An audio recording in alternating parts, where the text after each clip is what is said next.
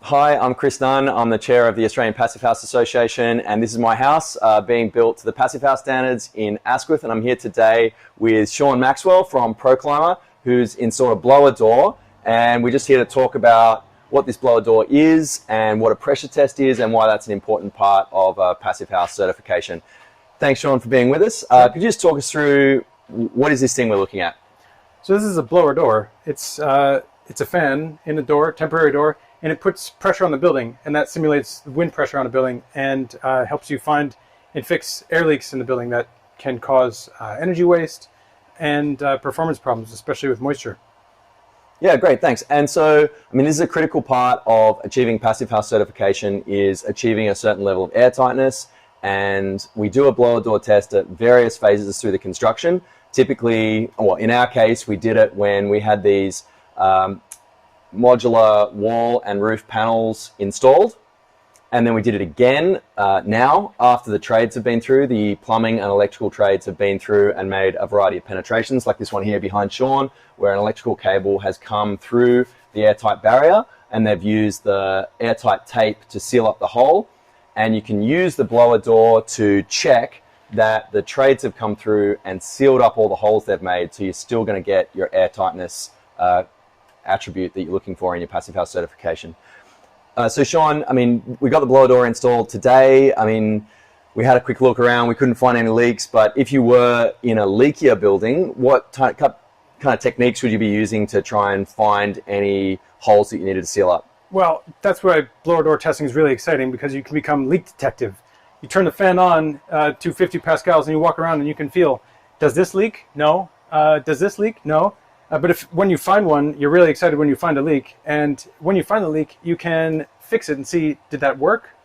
Is it durable? Can it hold pressure for a long time? Does it look okay now? But then when you put the blower door on, it starts peeling away and leaking. It's really a powerful quality control tool to tell you, can it handle the pressure? That's brilliant. And I mean, air tightness is quite a new thing in the Australian construction industry. I mean, why are we building airtight buildings in Australia? One easy reason is energy savings, but one of the other things is when you start doing lots of other things for energy efficiency, like adding more insulation and better glazing, the thermal envelope gets more and more efficient, but therefore the penalty for air leakage into those assemblies gets worse and worse. You get more and more potential for condensation. So the more insulation you add, the more condensation potential there is in a wall or roof assembly. So that's why Passive House has such a stringent air tightness target, is because the penalty for failure is pretty dire. When you do really high performance buildings, you can't screw up. That's why air tightness is really important.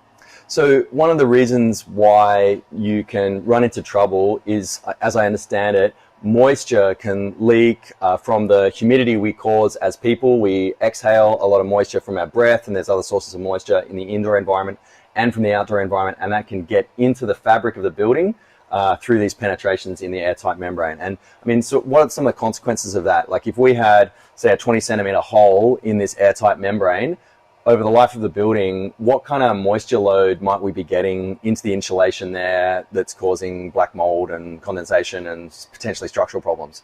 Well, the same hole would cause different problems in different climate. Like it'd be different up in Brisbane than it would be in Tasmania. So it depends on the climate what the penalty is going to be. But every hole has a potential to bring moisture in through it, either from the inside or the outside, depending on the weather. So there's pretty grave potential for condensation in any wall assembly, because the more insulation you add, the more you reduce heat transfer, and that heat used to dry out the walls of old buildings.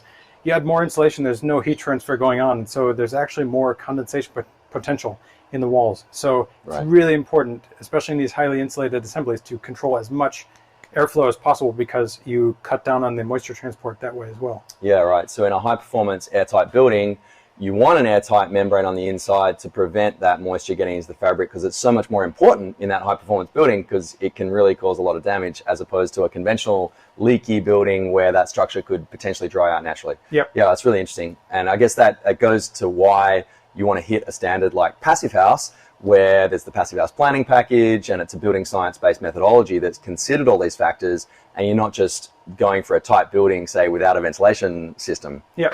Actually, one of the things about PassivHaus, a couple of the key things you think of when you think about PassivHaus is ultra airtight and no thermal bridges.